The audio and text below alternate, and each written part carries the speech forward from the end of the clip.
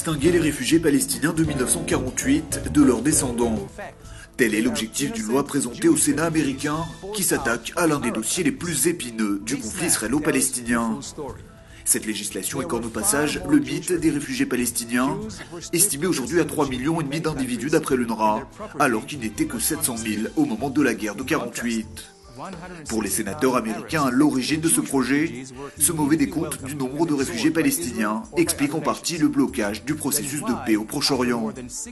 Mais du côté de Ramallah, on s'inquiète d'un éventuel changement de statut des réfugiés palestiniens. Un proche du président Mahmoud Abbas parle d'une décision dangereuse et affirme qu'elle pourrait avoir de graves conséquences sur le terrain. C'est probablement un avant-goût de la nouvelle loi Tal qui a commencé à être débattue à la Knesset ce dimanche. L'armée israélienne a décidé de créer 3 nouveaux bataillons destinés aux jeunes ultra-orthodoxes.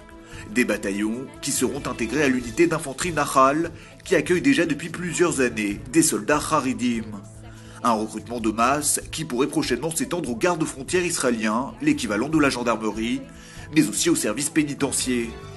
Chaque année, il serait quelques 2700 jeunes ultra-orthodoxes à s'enrôler dans ces différents corps.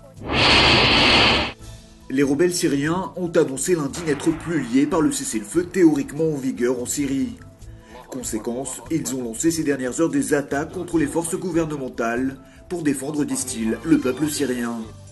D'après l'Observatoire syrien des droits de l'homme, les insurgés auraient tué près de 80 militaires du régime au cours du week-end, nouveau signe de l'escalade d'un conflit qui menace désormais de basculer dans une guerre civile totale.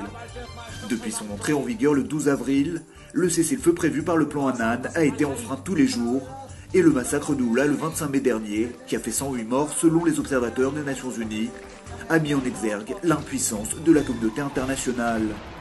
Reste qu'à ce jour, les puissances occidentales ne semblent pas prêtes à lancer une campagne de bombardement, comme celle qui a fait tomber l'an dernier le régime de Muammar Kadhafi.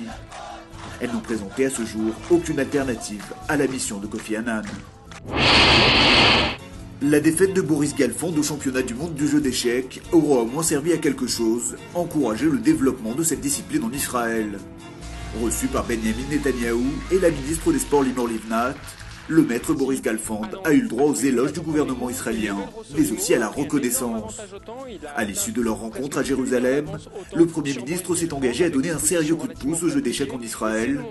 En plus du budget annuel de 300 000 $ habituellement attribué à cette discipline, 250 000 $ ont été débloqués pour renforcer la dizaine de clubs d'échecs en activité à travers tout le pays. Boris Galfand s'est bien entendu réjoui de cette bonne nouvelle. Il assure qu'Israël a le potentiel pour devenir l'une des nations phares de cette prestigieuse discipline. Plus de 50 000 personnes ont pris part ce dimanche à la marche annuelle de soutien à Israël sur la 5e avenue de New York, dans le quartier de Manhattan. En tête du défilé, on retrouvait le célèbre maire de la ville, Michael Bloomberg, ainsi que plusieurs ministres israéliens comme Yuli Edelstein et Sylvan Shalom. Autre personnalité de marque, l'ambassadeur israélien à l'ONU Ron Prosor et le consul général à New York Ido Araoni. La marche a débuté par un grand marathon à Central Park auquel 7000 personnes ont participé. Plus tard, des dizaines de milliers de manifestants ont investi la 5e avenue, brandissant des drapeaux bleus et blancs aux couleurs d'Israël. Cette parade est une tradition aux États-Unis depuis la création de l'État hébreu en 1948.